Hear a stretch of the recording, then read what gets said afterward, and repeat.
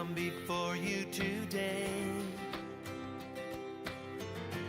There's just one thing that I want to say. Ma'am, kay Ma'am Jack Cabin sa Bulacan, hack squat liquid leg press adjustable. On the way na to, biyahe na. So kasya naman siya. So ang i-assemble na lang ni Ma'am nito. Ito na lang i-assemble niya dito. Medyo mahaba lang siya, muntik na di magkasya.